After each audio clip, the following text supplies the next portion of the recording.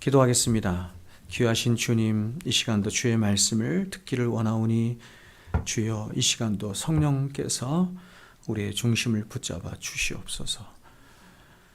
딴 생각을 하거나 어리석어서 주의 말씀을 놓치는 일이 없도록 주님 도와주시고, 돌같이 굳어진 우리의 마음을 갈아엎으시고 가시밭 같은 우리의 마음을 갈아엎으셔서 아버지 하나님 옥토 같은 마음으로 주의 말씀을 잘 듣고 회개할 것은 회개하고 받아들일 것은 받아들이며, 그래서 주의 말씀 안에서 우리의 심령이 새로워지는 역사가 있게 하여 주시옵소서. 예수님의 이름으로 기도합니다. 아멘.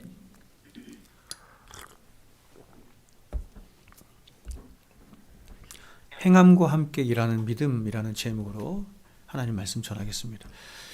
오늘 좀 우리가 본문을 굉장히 길게 읽었는데 이것을 나눌 수가 없었던 이유가 뭐냐면 이게 하나의 이야기이기 때문에 그렇습니다. 행함과 함께 일하는 믿음이라는 이 주제에 대해서 하나로 말씀하기 때문에 이것을 이렇게 좀 나눠서 끊어서 우리가 읽기가 좀 뭐했습니다. 자, 오늘은 계속해서 이어지는 가장 중요한 주제입니다. 구원론과 관계된 주제로 믿음과 행위와의 관계에 대해서 살펴보도록 하겠습니다.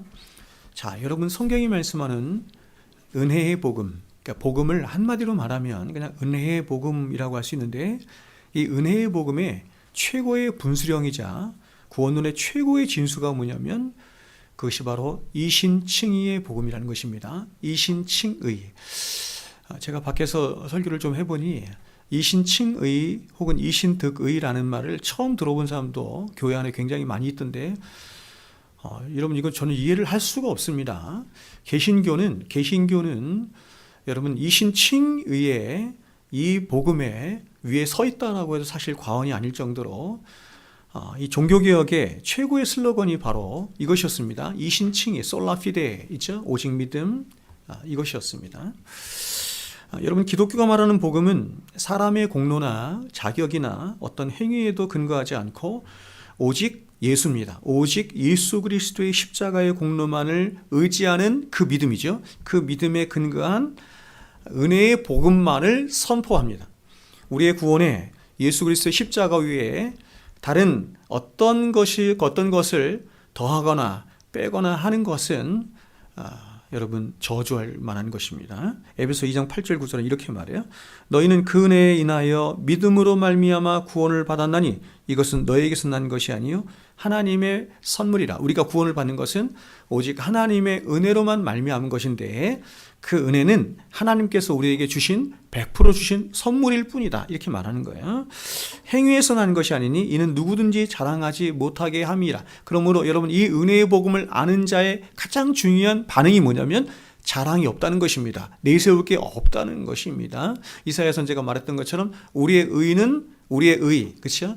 우리가 자랑으로 삼는 우리의 모든 의는 다 더러운 옷과 같죠. 갈라디아서는 또 이렇게 말합니다. 사람이 의롭게 되어 하나님의 백성이 될 수 있는 것은 율법의 행위로 말미암음이 아니요 오직 예수 그리스도를 믿음으로 말미암는 줄 알므로 우리도 그리스도 예수를 믿나니 이는 우리가 율법의 행위로서가 아니고 그리스도를 믿음으로써 의롭다함을 얻으려 함이라. 율법의 행위로서는 의롭다함을 얻을 육체가 없느니라. 이 세상의 모든 종교와 기독교가 가장 근본적으로 다른 게 바로 이것입니다. 세상에 있는 모든 종교 중에 율법을 말하지 않는 종교는 없어요. 행위를 말하지 않는 종교는 하나도 없습니다. 그러나 이것과 완전히 반대에 서서 오직 은혜로만 구원을 받을 수 있는 은혜의 종교를 말하는 종교는 세상에 딱 하나 있는데 그게 바로 기독교예요. 근데 우리가 지난 몇 시간의 시간을 통해서 살펴본 것처럼 주님은 우리에게 이렇게 말씀하셨죠. 나더러 주여 주여 하는 자마다 다 천국에 들어갈 것이 아니요 다만 하늘에 계신 내 아버지의 뜻대로 행하는 자라야 들어가리라. 굉장히 당황스럽죠? 하나님의 뜻대로 행하는 자, 행함을 말해요. 또 24절에는 이렇게 말씀합니다. 누구든지 나의 이 말을 듣고 행하는 자가, 또 행함을 맞아. 누구든지 나의 이 말을 듣고 행하는 자가 반석 위에 집을 지은 지혜로운 사람 같다, 이렇게 말해요. 참된 믿음은 반드시 삶과 행위를 동반하는 믿음이라고 하는 것을 바로 예수 그리스도께서 직접 말씀하신 것입니다. 그런데 이것은 비단 산상수훈의 말씀만이 아니라 성경 전체가 지지하는, 성경 전체를 통해 지지하는 기독교의 가장 중대한 구원의 원리라고 할 수 있습니다. 특별히 로마서나 갈라디아서와 같이 이신칭의 복음, 즉 믿음으로 말미암는 구원의 원리를 가장 심도 있게 다루고 있는 말씀에서도 믿음과 행위와의 관계를 뗄래야 뗄 수 없는 하나의 복음으로 우리들에게 말씀하고 있습니다.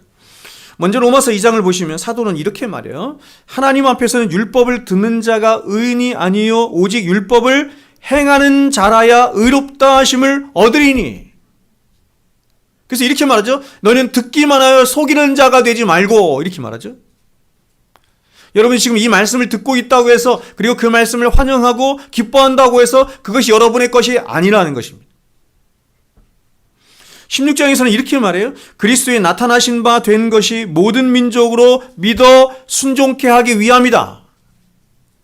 즉 우리가 믿고 나면 그 믿음만으로 끝나는 것이 아니라 그 믿음이 궁극적으로 지향하고 목적하는 바가 있다는 것입니다. 그것은 바로 뭐냐면 믿어 순종케 하는 일이 우리의 구원의 목적이라는 것입니다.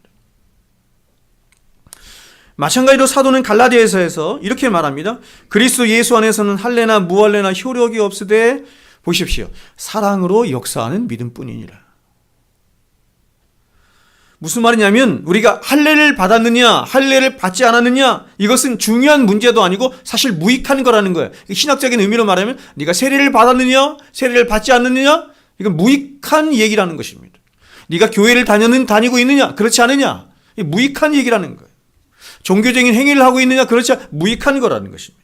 중요한 게 뭐예요? 그것은 우리 안에서 우리를 구원케 하시는 성령이 주시는 진짜 증거가 있어야 된다는 거예요. 그 진짜 증거가 뭐냐면 그것이 바로 너에게 산 믿음이 있느냐 너에게 정말로 살아있는 그 믿음이 있느냐 하는 것이 중요하다는 것입니다. 그러면 이렇게 우리 안에 그 진짜 믿음, 산 믿음이 있다는 증거가 무엇이냐라고 할 때 사도는 그 진짜 믿음은 이렇게 말합니다. 사랑으로 역사하는 믿음뿐이다 이렇게 말하는 거예요.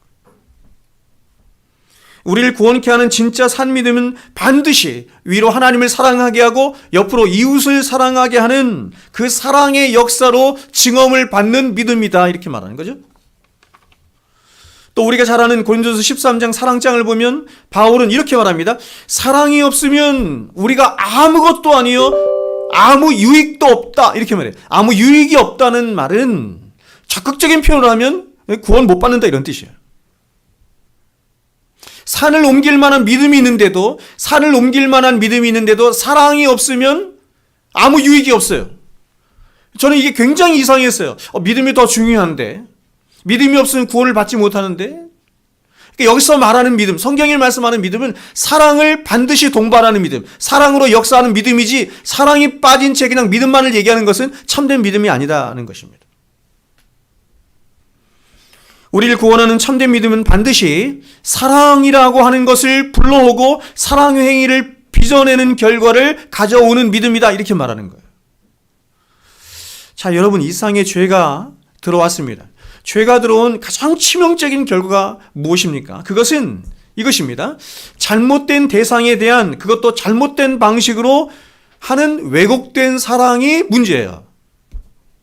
다시요. 잘못된 대상에 대한 그것도 잘못된 방식으로 하는 왜곡된 사랑입니다. 사람이라고 하는 존재는 하나님께서 처음 창조할 때부터 사람을 어떻게 창조하셨냐면 사랑 안에 창조하셔서 사랑을 먹고 마셔야만 사람답게 살 수 있는 존재로 창조하셨어요. 사랑이 없으면 사람은 살 수가 없어요. 그래서 지금도 사람은 사랑 타령하는 이유가 거기 있어요. 근데 죄가 딱 들어오자 어떻게 결과가 이렇게 잘못되게 됐냐면 사랑의 대상을 잘못 선택하게 된 거예요. 그 잘못된 방식으로 사랑을 하는 거예요. 왜곡된 사랑을 하는 것이. 원래 하나님이 창조하신 인간은 누구를 사랑하도록 창조하셨냐면 바로 위로 하나님을 사랑하고 옆으로 이웃을 사랑하는 존재가 되도록 창조하셨어요. 그것이 사람다움이에요. 인간다움이에요.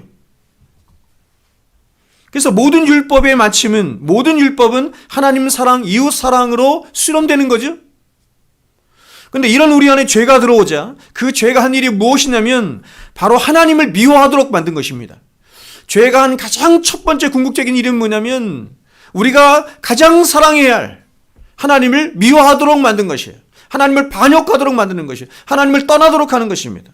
그리고 하나님의 성품 자체인 율법을 미워하도록 하고 이웃을 내가 사랑해야 할, 내 몸처럼 사랑해야 할 이웃들을 나의 경쟁의 대상으로 전락시켜 놓은 것이 바로 죄가 한 일이에요. 그리고 우리 안에 있는 모든 에너지를 다 모아서 우리 평생에 70년, 80년 살아가는 그 인생 동안에 우리가 갖고 있는 모든 에너지를 다 모아서 잘못된 대상을 사랑하도록 하는 것입니다. 나 자신을 위하여 살고 나 자신만을 사랑하며 살도록 하는데 모든 에너지를 다 쏟도록 만든 거예요. 세상은 그런 것을 당연하게 생각하지만 성경은 그것을 궁극적인 우리의 죄라고 말씀해요. 사람들은 태어나는 그 순간부터 마지막 죽는 그 순간까지 일평생을 이 왜곡된 사랑이죠. 왜곡된 사랑을 이렇게도 말해요. 빗나간 자기 사랑이다 이렇게 말해요. 빗나간 자기 사랑에 갇혀서 다시 말하면 자신의 종이 되어서 이런 말이에요. 자기에게 매었어요. 자신의 모든 인생이 자신에게 매었어요. 자기에게 종이 된 거예요. 시간도 물질도 모든 것이. 그래서 평생을 등골이 다 휘고 온몸이 다 쪼그라들도록 그렇게 자신을 위해서 땀 흘리고 자신을 위해서 눈물 흘리고 자신을 위해서 수고하다 그렇게 비참한 인생을 살다 가는 거예요. 여러분 지금 예배드리고 있는 여러분이 이렇게 나를 위해서 살고 나만을 위해서 수고하며 살아가는 그 인생이 복된 인생이다라고 생각한다면 아주 심각한 것입니다. 그런 삶에 대해서 여러분이 아파하고 통회하지 않는다면 그것은 여러분에게 굉장히 이상한 징후예요. 그리스도인은 그런 삶이 아니에요. 근데 이렇게 어머니의 모태로부터 죄를 가지고 태어나서 일평생을 자기중심적이고 이기적인 존재로 살아가는 우리 안에 복음의 씨앗이 타지고 은혜가 임하게 되면 그 복음으로 말미암아 우리 안에 심겨진 믿음이 이제 더 이상 우리로 하여금 우리 안의 역사에서 어떻게 말하냐면 우리를 위해 살고 우리 자신을 위해 땀 흘리고 우리 자신을 위해 눈물 흘리게 하는 그런 이기적인 삶을 더 이상 살지 않도록 멈추게 하는 거예요. 누가요? 우리 안에 있는 믿음이 그렇게 한다. 그리고 이제 복음으로 말미암은 새 창조된 마음으로 위로 하나님을 사랑하고 옆으로는 이웃을 사랑하며 살고자 하는 그런 거룩한 영생의 삶을, 영생의 마음을 갖도록 하는 거예요. 우리 안에 심겨진 믿음이 그렇게 한다는 것입니다. 살아있는 믿음이. 그러므로 우리가 믿음으로 구원을 받는다라고 할 때 그 믿음은 행위와 삶의 열매를 반드시 수반하는 믿음이라고 하는 것을 성경이 가르치는 거예요. 그리고 행위의 핵심은 뭐예요? 사랑이에요. 행위라는 것은 윤리를 말하는 것인데 기독교의 윤리의 핵심은 사랑이거든요. 그렇죠? 구약에 있는 613가지의 율법이 다 윤리잖아요. 이렇게 살아라, 이렇게 살지 말아라, 이걸 해야 된다, 저렇게 하지 말아야 된다. 이게 다 윤리잖아요. 근데 이 모든 것의 핵심이 사랑이에요. 믿음이라고 하는 것은 그 믿음 자체로만 존재하는 것이 아니라 반드시 행위하고 딱 붙어서 행위에 함께 역사하는 믿음이에요. 이 믿음이 우리 안에 들어와서 역사하면 그 믿음은 반드시 행위라고 하는 것을, 사랑으로 역사하는 그 행위라고 하는 것을 반드시 일으켜서 자신의 진위 여부, 다시 말하면 내 믿음이, 이 믿음이 진짜라고 하는 그 진위 여부를 밖으로 드러내게 돼 있어요. 자, 오늘 우리가 읽은 이 야고보서의 말씀은 바로 이 믿음과 행위와의 관계를 성경 전체를 통해서 가장 논리적으로 잘 설명하고 있는 말씀이 바로 이 야고보서의 말씀이에요. 근데 역사적으로 이 야고보서의 말씀을 오해한 사람들이 굉장히 많이 있습니다.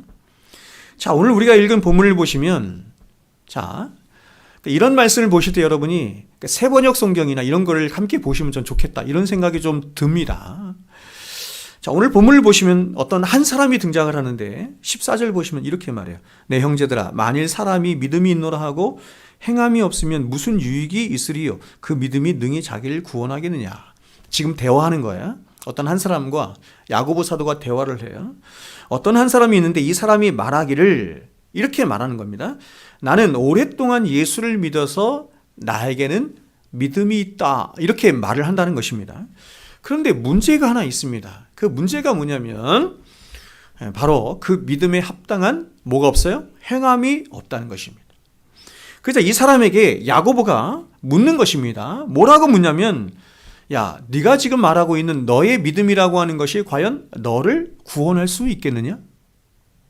그 믿음이 정말 너의 영혼을 구원할 수 있는 그런, 보세요, 하나님이 인정하시는 그 믿음 맞느냐? 이렇게 말하는 거예요. 그러니까 여러분, 믿음이라고 해서 다 믿음이 아닌 것이죠. 믿음이 하나님이 인정하시는 믿음이 있고 하나님이 인정하시지 않는 믿음도 있을 수 있어요. 그래서 야고보 사도는 이 잘못된 믿음을 어떤 한 비유를 통해서 우리들에게 이렇게 말하는 것입니다. 그것이 15절 16절인데, 자 보세요. 제가 한번 읽어드립니다. 만일 형제나 자매가 헐벗고 일용할 양식이 없는데, 한 가지 예를 드는 것입니다. 너희 중에 누구든지 그에게 이르되 평안히 가라, 덥게 하라, 배부르게 하라 하며 그 몸에 쓸 것을 주지 아니하면 무슨 유익이 있으리요? 고린도서 13장에서 계속 반복하는 말이죠. 무슨 유익이 있으리요? 여러분, 요즘처럼 추운 날 어떤 한 지체가 추위에 떨며 배고픔에 고통스러워하고 있습니다. 근데 하나님의 백성이라고 하는, 성도라고 하는 한 사람이 그런 지체를 보면서 그저 차근하고 가려 여기는 목소리를 이렇게 말하는 거예요. 저 사람 참 불쌍하구나. 저 사람 얼마나 춥고 배고플까라고만 하면 아무런 소용이 없다는 것입니다. 아무런 유익이 없다는 거예요. 그것은 어리석은 짓이라는 것입니다. 지금 당장 배고프고 추위에 떠는 지체를 위해서 아무런 조치도 행동도 하지 않은 채 그저 나는 다른 사람을 불쌍히 여겼다, 나는 그래서 말이라도 그렇게 했다, 그런 마음이라도 가졌다라고 해봐야 이것은 자신을 속이고 하나님을 만홀히 여기는 것밖에 되지 않는다, 이렇게 말하는 거예요. 즉 지금 야고보 사도는 믿음이 있다고 하면서 아무런 행함이 없는 사람을 향해서 그렇게 행함이 없는 그 믿음이 진짜 믿음이겠니? 그 믿음이 정말 너를 구원할 수 있는 믿음이겠니? 라며 반문하는 거예요.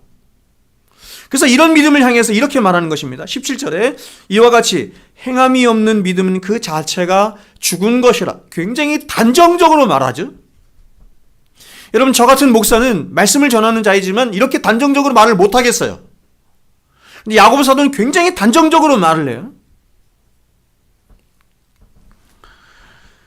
야고보 사도는 말하기를 그것은 단순히 너희가 열매를 맺지 못하고 있거나 혹은 유익하지 못한 상태에 있는 믿음이 아니라 그 믿음은 생명 자체가 없어서 어떤 살아있음의 증거도 내지 못하는 그냥 죽은 믿음이다, 이렇게 말하는 거예요. 죽은 믿음이라고 단정지어서 말하는 거예요.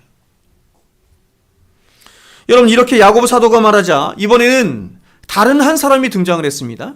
다른 한 사람이 등장을 해서 야고보를 향해서 이렇게 반문을 제기해요. 18절 보세요. 이렇게 말합니다.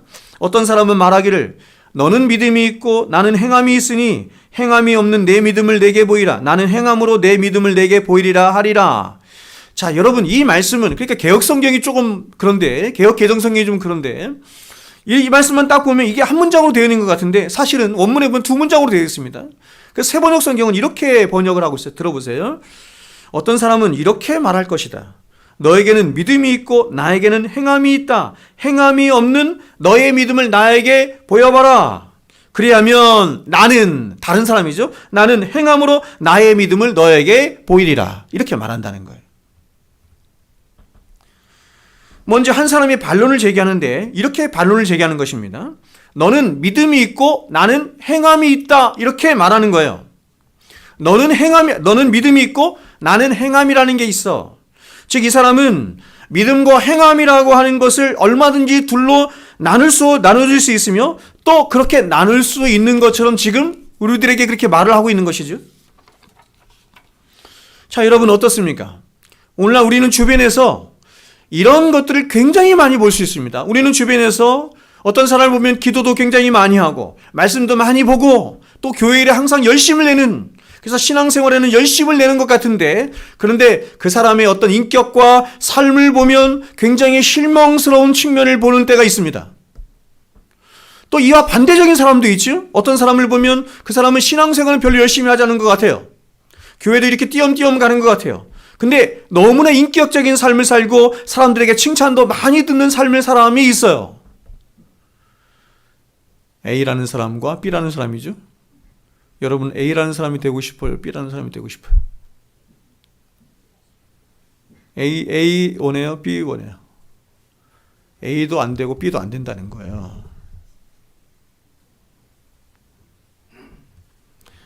그러니까 이럴 때 우리가 갖게 되는 굉장히 오해가 뭐냐면 믿음과 삶이라고 하는 것은 이렇게 분리가 될 수 있는 것이구나라고 오해를 한다는 거예요. 이런 사람이 많으니까. 그래서 여러분 저는 어떤 목사님이 이렇게 말씀하시는 걸 제가 들었어요. 뭐냐면 결혼할 사람을 향해서 이렇게 말을 하더라고요. 뭐냐면 야, 내가 보니 사람에게 있어서 믿음보다 사람 됨됨이가 더 중요한 것 같다. 근데 사람을 결혼할 상대를 고를 때 믿음을 먼저 보지 말고 사람 됨됨이를 먼저 봐라. 목사님 이렇게 얘기를 하더라고요. 여러분 이러한 생각은 절대로 성경이 지지하는 게 아니에요. 이러한 생각은 오늘날 신복음주의 안에 편만하게 유행하고 있는 복음에 대한 왜곡된 생각으로 우리의 믿음의 대상이신 예수님을 보세요.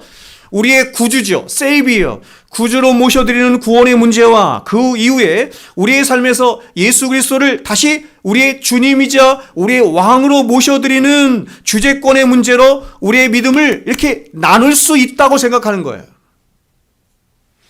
즉 이것은 믿음에는 이렇게 말하는 거예요. 구원하는 믿음이 따로 있고 행하는 믿음이 따로 있다고 생각하는 것입니다. 여러분, 구원하는 믿음이 따로 있고 삶에서 행하는 믿음이 따로 있어요? 그래서 우리가 구원을 받을 때는 이 구원하는 믿음으로 구원받고 이 땅을 다시 주님을 쫓아가며 그쵸? 믿음으로 살아갈 때는 그쵸? 행하는 믿음이 따로 있어야 돼요. 그걸 자꾸 발전시켜야 되는 거예요? 성경에 어디 그런 게 있어요? 근데 사람들 그렇게 생각한다는 겁니다. 여러분 이러한 생각은 사실상 간단한 문제가 아닙니다. 왜냐하면 이러한 생각은 우리의 구원의 문제에 대한 성경의 입장을 뿌리채 흔들어 놓는 가장 중대한 과오이기 때문에 그렇습니다. 저는 오늘날 조국교회가 이렇게 타락하게 된 가장 중요한 원인 중에 하나가 바로 이 구원론에 대한 심각한 왜곡 때문이라고 저는 믿고 있습니다. 오늘 본문에서 이 사람이 제기하고 있는 구원에 대한 이 중대한 오류가 오늘날 조국교회와 성도들 안에 아주 편만하게 자리를 잡고 있는 거예요. 이렇게 생각하는 사람들이 굉장히 많이 있다는 것입니다. 그래서 이러한 왜곡은 역사적으로 20세기 초에 복음주의 안에서 일어난 주제권 논쟁이 그 불씨가 되어서 일어난 문제라고 할 수 있습니다. 즉 이 주제권 논쟁으로 인해서 기독교는 지난 2000년 동안 생명처럼 지켜왔던 구원의 교리들, 그렇죠? 이 구원의 교리를 다시 말하면 이렇게 말할 수 있어요. 은혜의 교리와 예정의 교리와 성화의 교리와 회심의 교리와 칭의의 교리들을 한순간에 쓰레기통에 집어넣는 결과를 맞이하고 만 것입니다. 그러니까 1900년 동안 기독교가 지켜왔던 이런 구원의 교리를 구원의 교리 안에 있는 은혜의 교리와 예정의 교리와 또한 성화의 교리와 특별히 회심의 교리 이런 것들을 20세기의 주제권 논쟁을 하면서 완전히 이것을 박살내버린 것입니다. 여러분 이 논쟁의 핵심은 바로 이것입니다. 즉 죄인들이 구원을 받는데 복음에 대한 신앙 고백과 더불어서 가장 중요하겠죠? 복음에 대한 신앙 고백과 더불어서 죄에 대한 회개나 하나님께 대한 순종이나 더 나아가서 주님의 주님 되심에 대한 주제권의 문제나 혹은 제자도에 대한 헌신 등이 과연 필요한 것인가 하는 것입니다. 우리가 구원을 받는 데 있어서 신앙 고백 외에 다른 것도 필요한 것인가 하는 것입니다. 그리고 우리의 구원에 이러한 조건들을 덧붙이는 것이 과연 아까 말씀드린 것처럼 솔라 피데라고 하는 종교개혁의 가장 근본된 정신과 조화를 과연 이룰 수 있는 것인가 하는 질문이에요. 자, 여러분 이러한 논쟁은 사실상 한 세기 전까지만 해도 논쟁의 대상 자체가 될 수가 없었습니다. 근데 1918년 체이퍼 박사가 그의 책 영적 인간을 발간하면서 이 논쟁의 불씨가 점화되게 된 것입니다. 즉 체이퍼 박사는 자신의 책에서 고린도전서 2장 15절부터 3장 3절까지의 말씀이 그리스도인을 이렇게 나누게 된 것입니다. 육적인 그리스도인과 영적인 그리스도인. 육적인 그리스도인과 영적인 그리스도인. 이것을 오늘 야고보서의 표현대로 하면 이렇게 말할 수 있죠. 구원하는 믿음만 있는 그리스도인과 행함이 함께 있는 그리스도인. 더 나아가서 주를 위해서 자신을 헌신하고 자신을 바친 제자도와 함께 하는 그리스도인, 제자훈련에서 이렇게 가르치거든요. 이렇게 설명하며 주장하는 것입니다. 이렇게 다양한 그리스도인이 있음을 말하는 것입니다. 그러나 여러분, 이러한 개념은 사실상 기독교 2000년 역사에 굉장히 낯선 개념이에요. 없는 개념이에요. 복음을 완전히 새로운 방식으로 보게 하는 다른 복음의 원리라고 할 수 있습니다. 그런데 이러한 체이퍼의 가르침은 그의 다른 가르침들과 더불어서 그 당시에 이 성공주의와 부흥주의에 빠진 현대 복음주의자들의 큰 지지와 호응을 얻으면서 더욱 발전되게 되었고, 그래서 이런 개념이 현대 복음주의의 이 바람을 타고 온 세계를 향해서 급격하게 퍼져나가는 거예요. 그리고 거의 이제 그렇죠? 이런 복음과 구원과 믿음에 관한 관점이, 잘못된 관점이 거의 대부분의 복음주의 교회들 안에서 아주 일반적인 개념이 된 것입니다. 이러한 입장에 서 있는 가장 대표적인 신학자가 바로 라이라고 하는 사람인데, 이 라이는 말하기를 이렇게 말했습니다. 그리스도인의 헌신이나 주제권 그리고 제자도와 같은 삶은 우리의 구원과는 전혀 상관이 없는 것으로 구원의 조건이 될 수 없는 것이다. 복음이란 믿음의 메시지 하나이지 삶의 헌신을 추구하거나 주제권을 추구하는 것은 복음을 변질시키는 것이다, 이렇게 말을 했습니다. 그래서 그는 이렇게 말합니다. 한번 들어보세요. 그리스도인이 되기 위해서 주제권의 삶이나 혹은 제자도와 같은 삶을 더 요구하거나 혹은 어떤 다른 조건을 내거는 것은 하나님의 은혜라고 하는 맑은 물을 인간의 공로라는 흙탕물로 더럽힘으로써 복음을 완전히 혼란에 빠뜨리는 것이다. 여러분 어떻습니까? 굉장히 일리 있죠? 굉장히 일리가 있어요.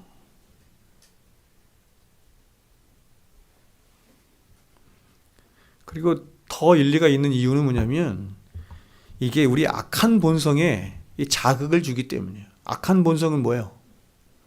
편하게 신앙생활 하고 싶은 거죠.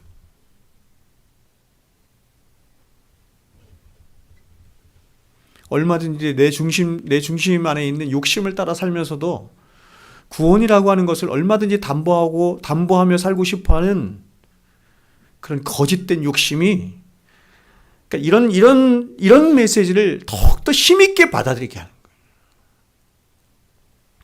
이러한 관점을 가진 또 다른 신학자가 제이윤 하지즈라고 하는 사람인데, 그는 우리의 구원을 회개나 그리스도에 대한 헌신이나 복종이 없이도 오직 입술로만 고백되어지는 믿음 하나면 충분하다.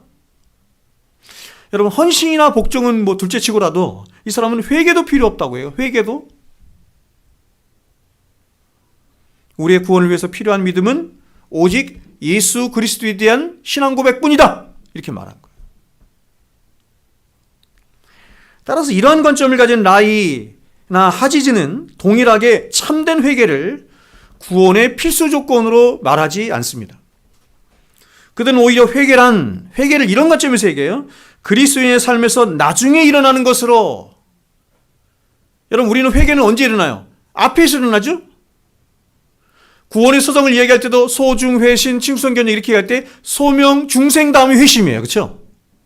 아주 앞에서 일어나는 것입니다. 논리적으로 말할 때. 근데 이 구원의 필수 조건으로 말하지 않고 회개란 그리스도인 삶에서 굉장히 나중에 일어나는 것으로, 회개는 하나님과 조화로운 삶을 살기 위해 필요한 한 방편일 뿐이다, 이렇게 말했어요. 구원의 방편이 아니라 하나님과 조화롭게 잘 살기 위해서, 은혜로운 삶을 살기 위해서 필요한 한 방편이다, 이렇게 말한 거예요. 그래서 이들은 회개를 구원의 필수 조건으로 삼는다거나 혹은 그리스도의 주제권이나 제자도의 삶을 구원과 연관시켜 말하는 것은 사실상 종교개혁자들이 말한 이신칭의 교리를 부정하는 것으로 구원의 단순성을 혼란시키게 될 것이며, 성경이 말하는 값없는 은혜의 복음은 공례의 체계로 변절시키는 것뿐이다, 이렇게 말한 것입니다. 굉장히 그럴듯합니다. 굉장히 그럴듯합니다. 제가 신학대학원 다닐 때 신학학 교수님이 논문을 하나 발표하셨는데, 그 제목이 마태복음 7장을 가지고 그의 열매로 그를 알지라. 제목이 그예요. 그의 열매로 그를 알지라. 딱 요 얘기하는 거죠. 그의 열매로 그를 알지라. 전도사들이 들고 일어났습니다. 여러 명이. 왜 그랬죠? 행위로 행위구원을 말한다고. 그 교수가 행위구원을 말한다고. 그러니까 이 지식이 없는 전도사들이, 어리석은 이 전도사들이 함부로 또 뛰어든 거예요. 여러분, 성경의 논조를 한번 보겠습니다. 이 문제에 대해서 여러분은 어떻게 생각하십니까? 오늘 본문의 야고보 사도는 이에 대해서 이렇게 말을 해요. 그러니까 성경에 이렇게 말한다는 것입니다. 18절 하반절을 보시면 이렇게 말하죠. 행함이 없는 내 믿음을 내게 보이라. 나는 야고보 사도는 행함으로 내 믿음을 네게 보이겠다. 이렇게 말을 해요. 여러분, 이것이 성경이 지지하는 성경의 논조예요. 성경이 말씀은 믿음이라고 하는 것은 우리의 인격과 삶의 중심인 우리의 마음에 들어있어요. 우리의 마음이라고 하는 것은 우리의 존재 자체라고 할 수 있어요. 영혼이 거하는 좌소예요. 근데 이러한 믿음은 어떤 개념적인 것이거나 형이상학적인 것이 아니라 바로 생명이 담겨있는 믿음으로, 생명이 담겨있어야 우리를 구원할 수 있으니까 생명이 담겨있는 믿음으로 우리 안에서 역사함으로 반드시 이 믿음은 겉으로 드러나는 행위를 통해서 자신인 이 믿음을 겉으로 드러나는 행위를 통해서 자신을 보이고 자신을 증거하고 자신을 나타내는 거예요. 자, 여러분, 우리의 인생에 있어서 가장 중요한 게 뭐냐? 그것은 예수를 믿는 것입니다. 예수를 믿는 것보다 더 중요한 일이 세상에 어디 있어요? 가장 결정적인 일 아닙니까? 예수를 믿지 않으면 세상에서 이재용처럼 살아도, 그 테슬라 누구죠? 갑자기 일론 머스크처럼 살아도 다 잃어버리는 거예요. 그렇게 믿어요? 우리가 예수를 바르게 믿어야 우리는 천국에도 갈 수 있고 죄도 용서받을 수 있고 하늘의 모든 복락도 누릴 수 있어요. 바로 믿어야. 근데 이 믿음이 어려운 게 뭐냐면, 이 믿음을 하나님이 어디에 넣어주셨냐면 우리의 존재의 좌소라고 할 수 있는 마음 안에 넣어두신 거예요. 마음 안에.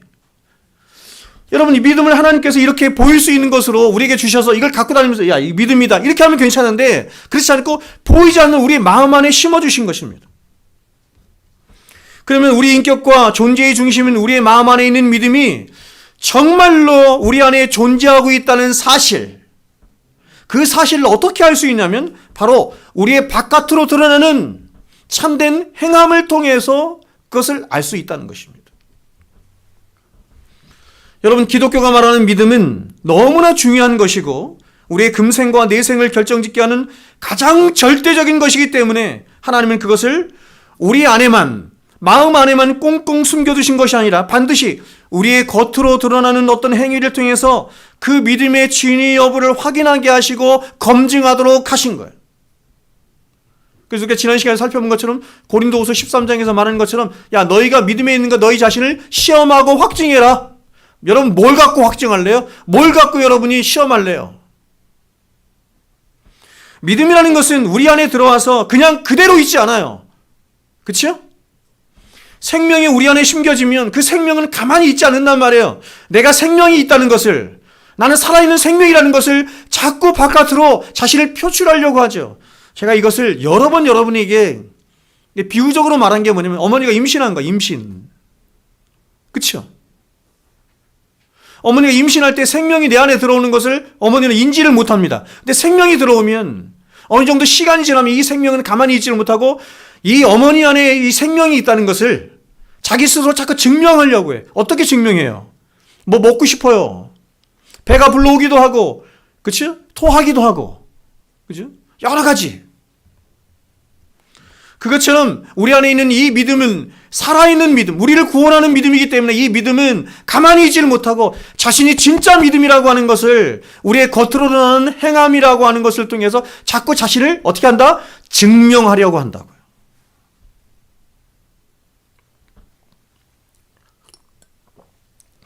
자, 그런데 이번에는 또 다른 사람이 나타났습니다. 또 다른 어떤 사람이 나타나서 또 다른 반론을 이번에 제기해요. 19절 한번 볼까요? 19절 전반부를 보시면 이렇게 말해요. 네가 하나님은 한 분인 줄 믿느냐 하는 것입니다. 이 사람이 가진 믿음의 핵심이 뭐냐면 한 분 하나님을 믿는 게 핵심이에요. 믿음의 핵심. 이 말은 나는 당신이 전개하는 그런 믿음에 대한 복잡한 전개는 날 잘 모르겠어. 그런 건 잘 모르겠어. 하지만 나는 하나님이 진짜 살아계시다고 믿고 그 하나님은 보세요. 한 분 하나님이심까지 믿어요. 삼위일체는 모르겠지만 유일신상을 믿는 거야. 하나님 한 분 하나님이시라는 것까지 믿는 거예요.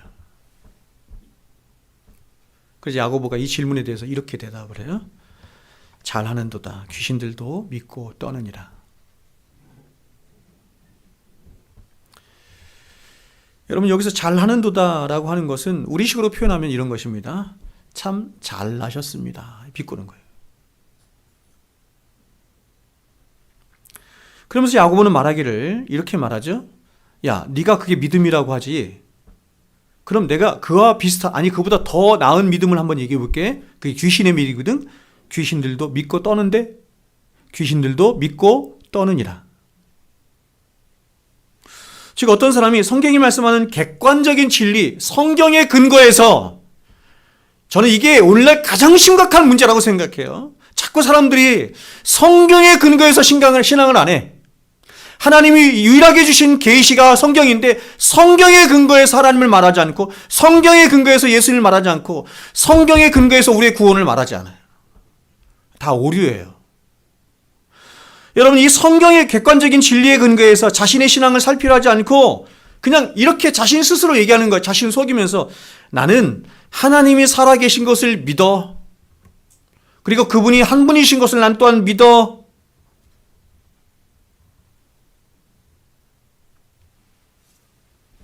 이러한 논리로 자신의 신앙을 말하자 야고보 사도가 다시 말하기를 이렇게 말하는 거야. 야, 그 정도의 신앙은 너와 같은 신앙은 지옥 백성인 귀신들에게도 있는 거야. 아니, 귀신들이 더 낫지. 그들은 믿고 떨기까지 하니까.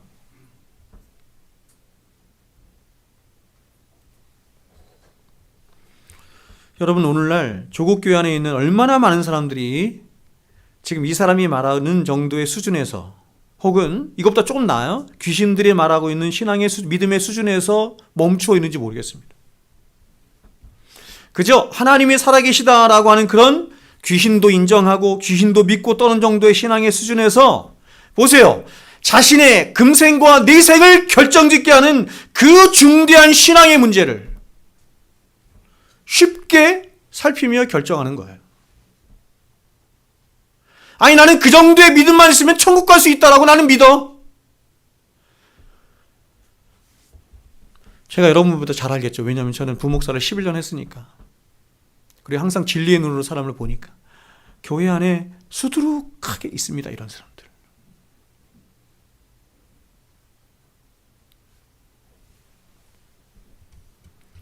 우리가 사복음서를 보면 예수님의 12 제자들조차도 예수님이 어떤 분이신지 알지 못하던 때에 예수님을 더 잘 알고 있었던 자들이 있었어요. 누구예요? 귀신들이에요. 이에 대해서 마가가 이렇게 증가합니다. 더러운 귀신들도 어느 때든지 예수를 보면 사람들은 예수님이 오셔서 그렇죠? 메시아이신 예수님이 오셨는데 예수님을 알아보지도 못해. 우리 예수님을 핍박하고 조롱하고 십자가에 못 박아 죽이죠? 근데 귀신이 예수님을 만났어요. 그러자 어느 때든지 예수를 보면 그 앞에 엎드려 부르짖어 이르되 당신은 하나님의 아들이로소이다. 당신은 하나님의 아들이로소이다. 오늘 사도신경 그렇죠? 공부하겠지만 하나님의 아들이로소이다라는 말이 무슨 말인지 아세요? 당신은 하나님입니다 이런 뜻이에요.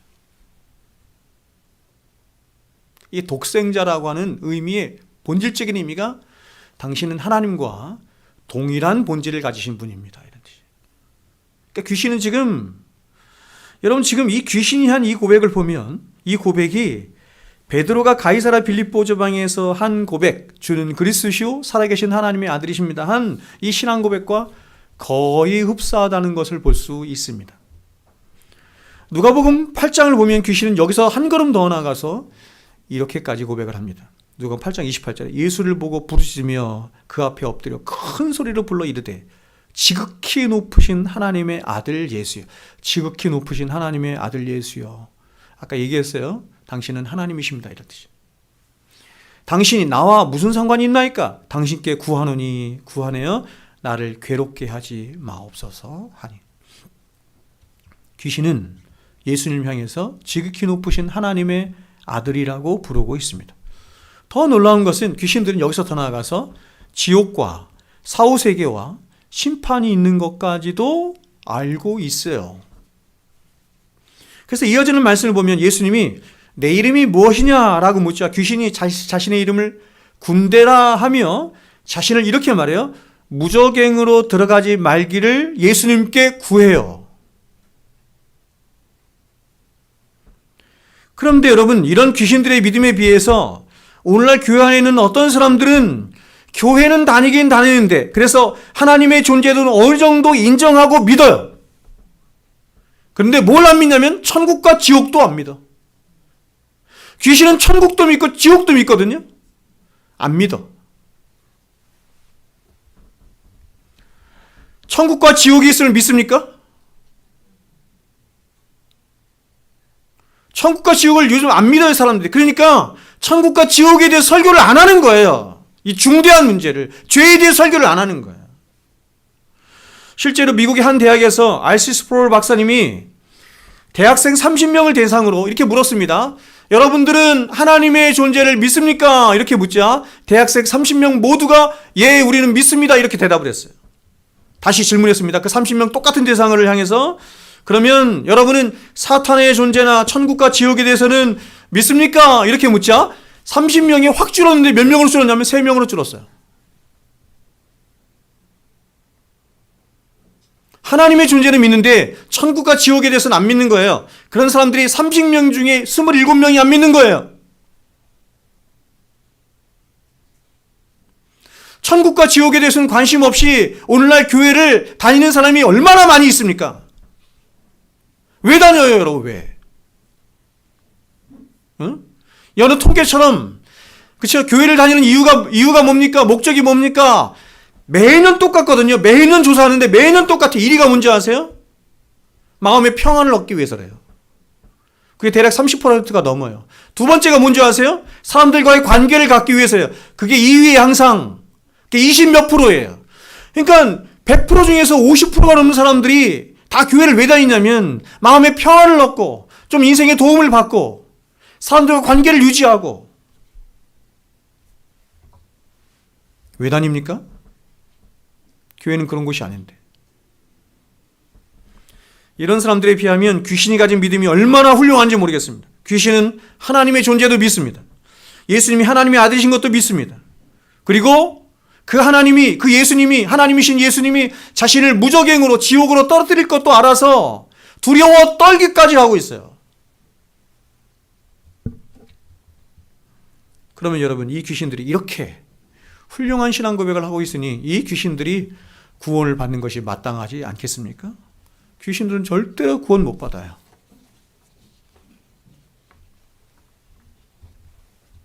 지옥에서 왕노릇할 자들이 바로 귀신들입니다. 그럼 왜 귀신들은 그렇게 훌륭한 신앙 고백을 하고서도 구원을 받지 못합니까? 자, 앞에서 제가 산상수훈에서 여러 번 말씀드린 것처럼 귀신과 같은 신앙 고백을 한 사람들이 얼마나 많습니까? 주여 주여. 주의 이름으로 선지자 노릇하고 주의 이름으로 모도하고. 비슷하죠? 그것은 이 귀신들이 보세요. 믿음이 뭔지를 알아야 되는 거예요. 믿음의 본질 혹은 믿음의 하나님이 우리에게 믿음을 주신 목적이, 궁극적인 목적이 뭔지를 알아야 돼요. 그래서 여러분, 그 궁극적인 목적에 믿음이 도달할 수 없다고 한다면 그 믿음은 가짜라는 것입니다. 이 귀신들이 하나님의 존재도 믿었고 예수님이 하나님의 아들이신 것도 믿고 있고 사후세계도 믿었어요. 천국과 지옥이 있는 것도 믿었어요. 그래서 믿고 떠는 일이 있었지만 그러나 이들은 절대로 자신들의 생명이 하나님께 달려있음을 알아서 자신들의 그 악한 행실에서 돌이키는 뭘 못했어요? 회개를 안 하잖아요. 회개. 체이퍼나 하지즈나, 그치? 아까 제가 말씀드린 이런 사람들은 회개 필요 없다고 그러잖아요. 회개하는 일과 그리고 마음을 다해서 그 하나님을 의지하고 그 하나님을 믿고 신뢰하며 무엇보다 그 하나님을 사랑하지 않아요.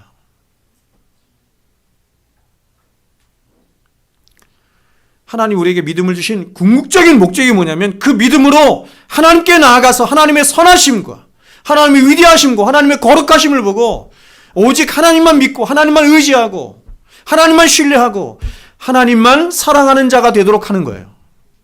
이게 목적이거든요. 사탄은 하나님의 존재는 믿었는데 사후세계도 믿었는데 천국과 지옥도 믿었는데 그런 하나님을 향한 궁극적인 믿음은 없었던 것입니다.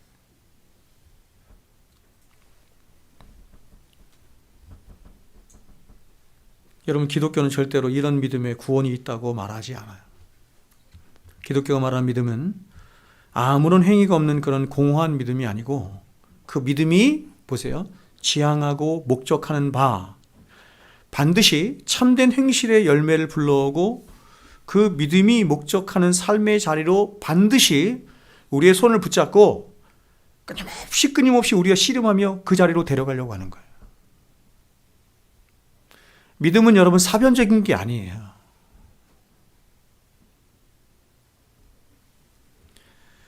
여러분, 오늘날 조국교회는 성경이 말씀하는 이 믿음을 사람 중심의 믿음으로 인간 중심의 믿음으로 변질시키고 희화화시켰습니다.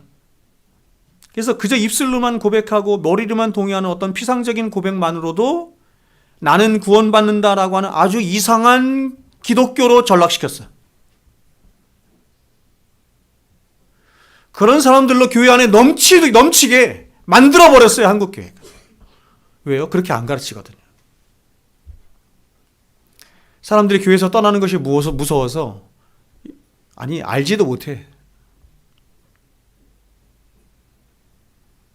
목사 자신도 그렇게 믿고 있는 경우가 많거든요. 저는 여러분 지금 제가 나이가 50대 중반이지 않습니까? 그러니 제가 어릴 적 신앙생활은 벌써 지금 몇 년 전이에요. 막 40년 막 이렇게 됐을 거 아니에요? 제가 40년 전에 다녔던 그 목사님도 그렇게 했어요. 교회 다니는 사람은 다 구원받았다는 거예요.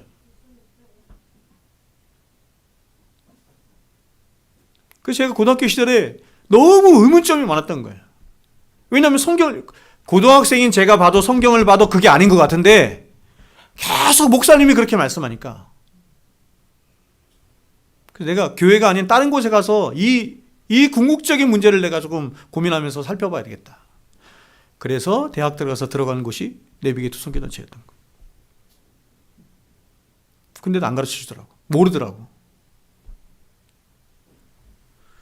여러분, 이어지는 말씀 한번 보세요. 야고보 사도는 이어지는 말씀을 통해서 믿음과 행위와의 관계를 이렇게 말하고 있어요. 21절 우리 같이 한번 읽겠습니다. 시작. 우리 조상 아브라함이 그 아들 이삭을 제단에 바칠 때에 행함으로 의롭다 하심을 받은 것이 아니냐. 아멘.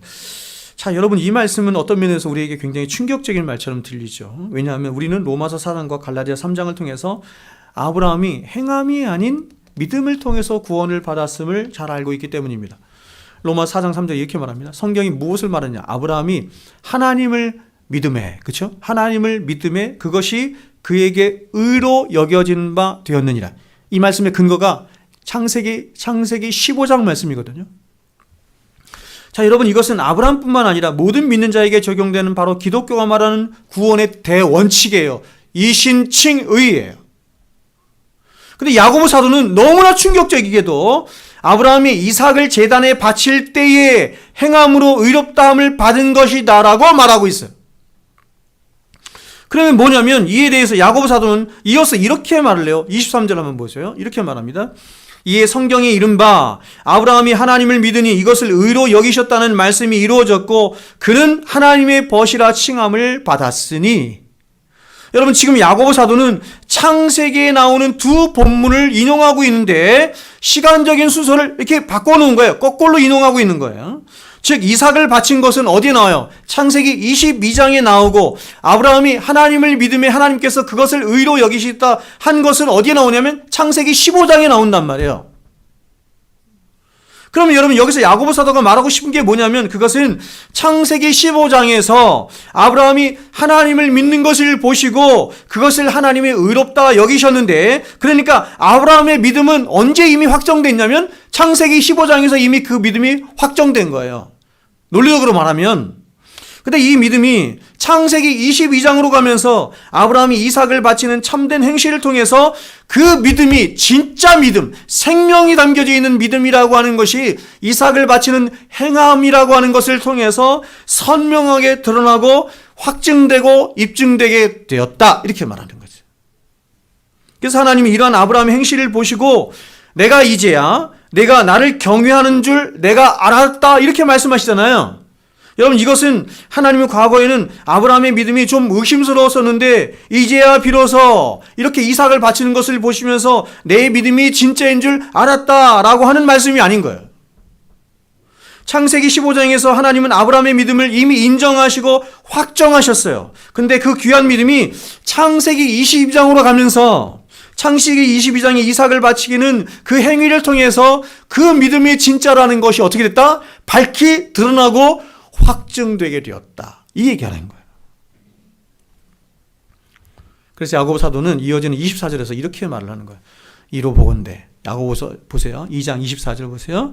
이로 보건대 사람이 행함으로 의롭다 하심을 받고 믿음으로만은 아니니라. 여러분, 이 말씀은 많은 사람들에게 논란이 되는 말씀이에요.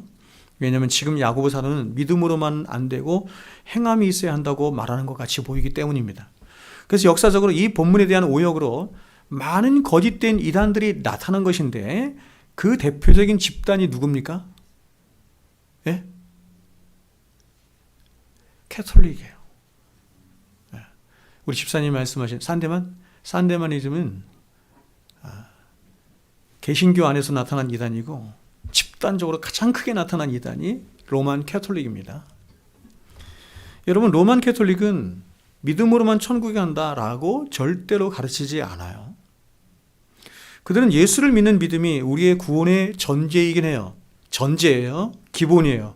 토대예요. 그러나 그것만으로는 부족하다, 이렇게 말합니다. 그럼 무엇이 있어야 하냐면 바로 우리의 자격과 공로와 우리의 행함이 있어야 된다고 말을 하는 거예요. 즉 구원은 예수 그리스도의 십자가의 공로에 우리의 공로가 더해져야, 우리의 선행이 더해져야 완전한 구원이 될 수 있다라고 말하는 것입니다. 그래서 이러한 공로주의로 인해서 이들은 우리의 공로가 부족하거나 불완전하면 연옥이나 림보라고 하는 중간계에서 그에 상응하는 불심판을 받고 그제서야 천국에 간다라고 말하는 거예요. 그러니까 여러분, 성경에 연옥이라는 게 나와요, 안 나와요? 안 나오죠. 림보라는 게 등장해요, 안 나오잖아. 그러니까 이걸 만든 거예요. 성경에도 없는 이 거짓된 교리를 만든 거예요. 그러나 여러분, 종교개혁자들은 오직 믿음으로만 우리가 구원을 받는다, 이렇게 말한 거예요. 오직 믿음으로만 구원받아요. 근데 야고보 사도가 믿음으로만 아니라, 보세요, 행함도 있어야 한다라고 하니까 카톨릭은 너무 좋아하고, 종교개혁을 일으킨 루터는 이 서신을 집어던지면서 야, 이 서신은 지푸라기 서신이구나, 이렇게 말한 거예요. 여러분, 루터가 종교개혁자임에도 불구하고 로마서를 너무너무 사랑했던 이 종교개혁자 루터가 행위를 강조하는 그쵸? 행함으로 구원받는 것 같은 것을 말하는 이 야고보서를 보면서 야, 이건 지푸라기 서신이다, 하나님의 말씀을 감히. 그래서 루터 뒤에 나타난 존 칼빈, 그쵸? 짱 칼뱅이죠. 칼빈은 말하기를 루터가 이 본문을 제대로 잘 읽지 못하고 오해하였다, 이렇게 말한 거예요. 참 여러분, 칼빈 같은 그런 믿음의 영적 거장을 하나님이 우리에게 주신 것이 얼마나 감사한지 모르겠습니다.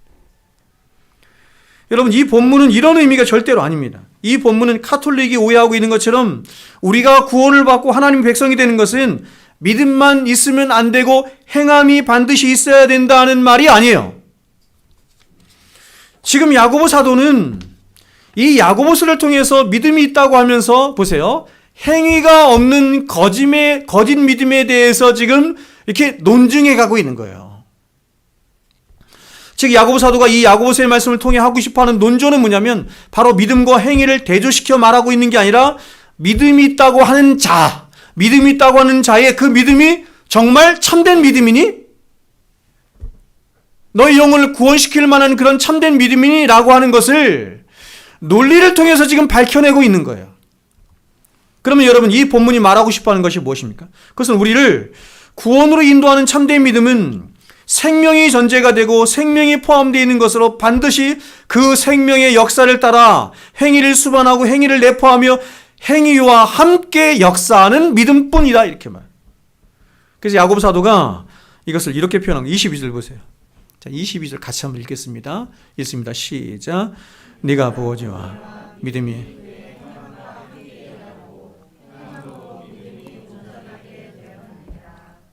기독교가 말하는 참된 믿음은 언제나 그리고 반드시 행함과 함께 일하고 행함을 내포하며 행함을 불러오는 믿음이라는 것입니다. 여러분 이 땅에 태어난 모든 사람은 어머니의 모태로부터 죄를 가지고 태어납니다. 그럼 이렇게 죄를 가지고 태어난 결과가 뭐냐면 일평생을 죄로 먹고 마시며 살아요. 일평생 죄를 먹고 마시며 산다는 이야기는 뭐냐면 죄의 노예가 되어서 아예 죄의 노예가 되어 산다는 얘기인데 그래서 우리의 표정이나 우리의 생각이나 우리의 눈이나 우리의 손이나 발, 말, 행동 모든 삶이 다 죄의 도구가 되는 거예요. 그런데 이런 죄인 안에 예수 그리스도의 십자가의 공로로 말미암은 은혜와 믿음이 들어오게 되면 어떻게 되냐면 오직 죄를 위해서 죄를 짓는 도구로만 사용되었던 우리의 말과 생각과 눈과 손과 발이 하나님이 하시는 일처럼 사람을 살리고 하나님을 영화롭게 하며 이웃들을 살려내는 의의 병기가 되고 하나님의 거룩한 병기가 되는 거예요. 여러분 절대 오해하지 말 것은 우리가 예수를 믿고 난 후에 이 모든 것이 한순간에 다 그렇게 된다는 말이 절대로 아닙니다. 그러나 우리 안에 예수의 생명이 들어오는 순간 우리는 존재론적으로 이전과는 전혀 다른 존재가 되는 거예요. 그래서 뉴크리에이션이라고 말해요. 이전 것은 지나가서 보라 새 것이 되었도다. 전혀 다른 새로운 존재가 되어서 성도들마다 그 정도의 차이는 있으나 하나님의 영광과 거룩에 대한 열망으로 이 세상과는 전혀 다른 생각과 행실들을 성령의 도우심 가운데 조금씩 열매 맺는 삶을 살아가게 되는 것입니다. 근데 여러분 어떤 분들은 제게 이런 말을 하시는 분들이 있어요. 목사님이 말씀하시는 것은 너무 옳지만 그런 삶을 살아내는 것은 너무 어렵고 때로는 불가능해 보입니다. 저 같은 평신도는 목사님은 어떨지 모르겠지만 저 같은 평신도는 그렇게 살아나기가 너무 어렵습니다. 그런 삶은 목사나 선교사님들 같은 분이나 살아낼 수 있는 삶입니다. 이렇게 카톨릭이 분리시켰던, 그렇죠? 사제주의라고 하는데 사제들과 평신도를 분리시켜요. 여러분 평신도라는 말은 개신교에 없는 말이에요. 평신도라는 말을 누가 만들었냐면 카톨릭이 만들어낸 거예요. 자신들을 구분시키기 위해서, 일반 성도들과 구분시키기 위해서. 성경은 그냥 성도잖아요, 성도. 어떤 직분을 감당하는 자를 그냥 목사 이렇게 말하는 것이지 다른 거거든요. 근데 그 사람도 완전히 구분시켰어요. 마치 하나님과 우리 인간들 사이에 중보는 오직 예수 그리스도 한 분밖에 없는데 또 다른 중보자들이 있는 것처럼 마리아도 있고 사제들도 있고 있는 것처럼 분리시켰어요. 그래서 만든 게 뭐예요? 그게 평신도라는 말이에요. 여러분, 저나 여러분이나 똑같은 거예요. 저는 어렵지 않겠습니까? 본성적으로 저 또한 죄를 너무너무 좋아하고 사랑하는 자입니다. 그래서 여러분, 저도 제 안에 있는 죄와 분투하며 살아가는 것은 죽기보다 어려워요.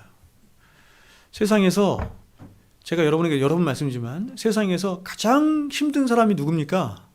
여러분이 세상을 살아가면서 가장 살기 힘든 사람이 누구예요? 상대하기 힘든 사람이 누구예요? 그렇죠? 이걸 깨닫지 못하면 아직도 모르는 거예요. 직장에 있는 누구입니다. 아니 내 자식입니다. 누구 아직 모르는 거예요. 사도가 마지막 자기가 죽음 앞에서 그 디모데후서 말씀에서 이렇게 디모데후서에서 이렇게 말씀하죠. 나는 죄인 중에 괴수라. 여러분, 죄인 중에 괴수와 같은 나와 함께 사는 거 좋아요, 안 좋아요? 그것보다 어려운 게 세상에 어디 있어요?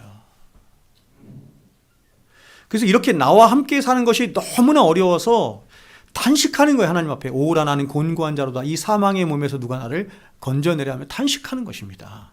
그게 성도죠. 말씀 맺겠습니다. 여러분, 오늘날 조국교회 안에 신앙에 대한 냉소주의와 패배주의가 얼마나 난무하고 있는지 모릅니다. 사람들은 어미하신 하나님의 말씀이 그들 앞에 엄연히 놓여 있음에도 불구하고 그 말씀을 만으로 여기면서 이게 되겠나 합니다. 또 더 나아가서 어쩔 수 없다 이렇게 말합니다. 우리가 지난 수개월의 시간을 통해서 산상수훈의 말씀을 보았지만 정말 이 말씀대로 살아내는 것은 거의 불가능한 것처럼 보여요. 그래서 많은 사람들이 산상수훈을 어떻게 해석을 하냐면 많은 목회자들이 이 말씀은 우리가 천국 가서 지킬 수 있는 말씀이기 때문에 그렇게 산상수훈의 말씀을 이해해야 된다라고 거짓을 말하는 거예요. 여러분, 우리의 말씀이 아닌데, 저와 여러분의 말씀이 아닌데 왜 예수님께서 이 말씀을 하셨겠어요? 이게 천국의 원리인데. 하나님이 여러분 다 아세요. 하나님이 다 아십니다. 다행인 것은 뭐냐면 하나님이 다 아세요. 저와 여러분의 연약함, 저와 여러분의 부족함, 저와 여러분의 부패함 다 아세요. 무기력함 이런 거 다 아세요. 하나님이 보시는 것은 뭐냐면 우리가 그 모든 것을 완벽하게 다 지켜서 하나님께 기쁨이 되기를 원하는 것이 아니라 그런 자신을 보고 오직 하나님만을 붙드는 어린아이 같은 심정을 하나님이 기대하시는 거예요. 그런 우리의 중심을 보시는 거예요. 그런 우리의 중심을 보시면서 우리가 그럼에도 불구하고 하나님을 의지함으로, 하나님을 바라봄으로, 믿음의 주여 우리를 온전케 하신 예수 그리스도를 바라봄으로 그렇게 분투하는 삶을 살아가는가, 죽기까지 죄와 싸워 살아가는 그런 삶을 살아가는가, 그런 우리의 중심을 보시는 것입니다.